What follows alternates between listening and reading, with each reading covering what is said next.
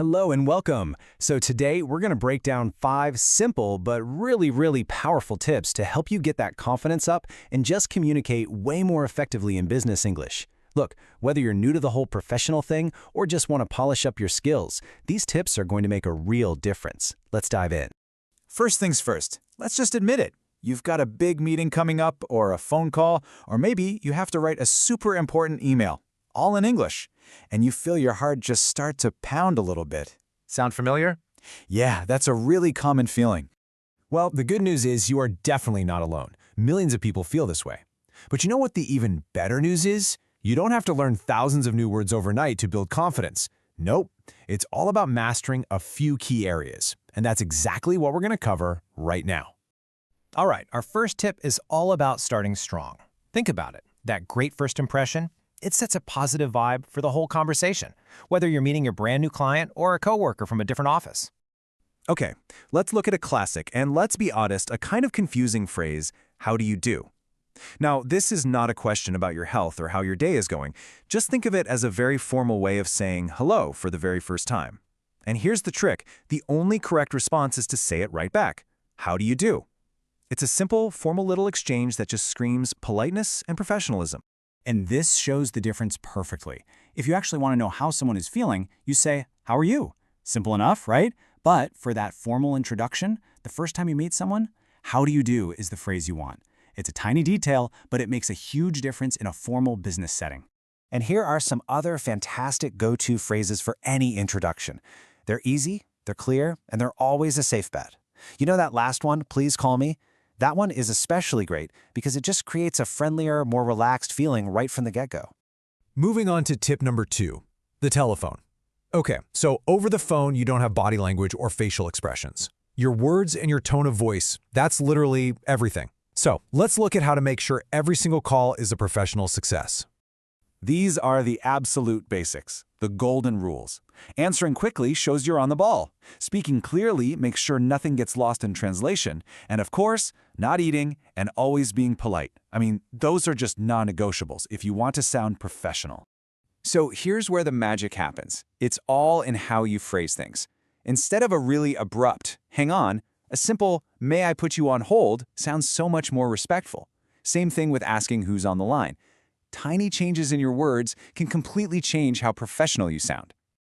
Okay, let's talk about mistakes. Because every single person learning a new language makes them.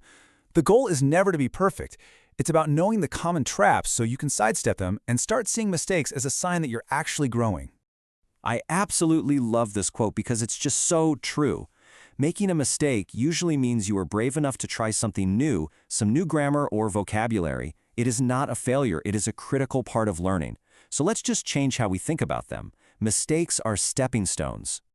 Oh, this is one of the most common mistakes out there. In English, agree is a verb, like walk or eat. You wouldn't say "I am walk," right? So you don't say "I am agree." It's just "I agree" or "I disagree." It's such an easy fix once you know the rule. This one is really a rule of politeness in English. When you're talking about a group that includes you, you always mention the other person first and put "I" at the very end. So it's always "my colleagues and I," or "my manager and I," or "my family and I." And here's another super quick one. At the end of a presentation or after you've explained something, it's so tempting to say "thank you for your listening." But the much more natural and correct way is simply "thank you for listening." Just drop that little word, "your."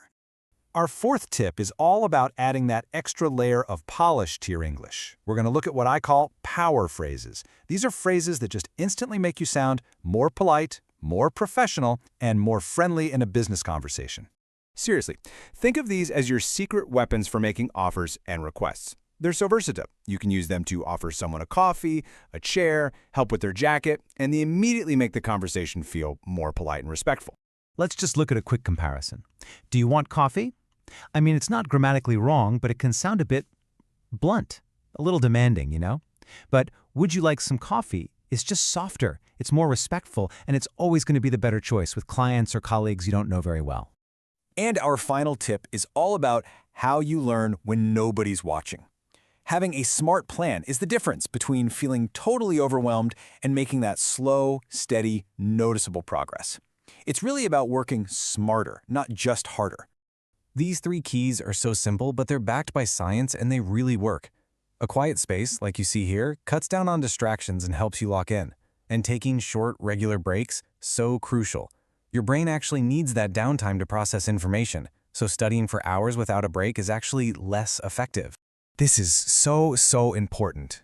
Don't just study general English. Take a second and think about your actual job. What do you really do every day? If you spend all day writing emails, then focus your practice on email phrases. If it's all about meetings, practice listening and how to share your opinion. Tailoring your study to what you need is how you'll get the fastest results. So there you have it, your 5-step action plan. Start with those strong first impressions, nail your phone skills, learn from those common mistakes, use those polite power phrases, and be really strategic with your study time. And as we wrap things up, I really want you to remember this one thing. The goal isn't to sound like a perfect native speaker. Nope. The real goal is to be understood, to feel confident, and to build great relationships through clear and polite communication. Progress over perfection, always. So I'll just leave you with this question. Look back at these 5 tips. Which one really jumped out at you? What's the one small thing you can start practicing today, right now, to start building that confidence? Thanks so much for tuning in.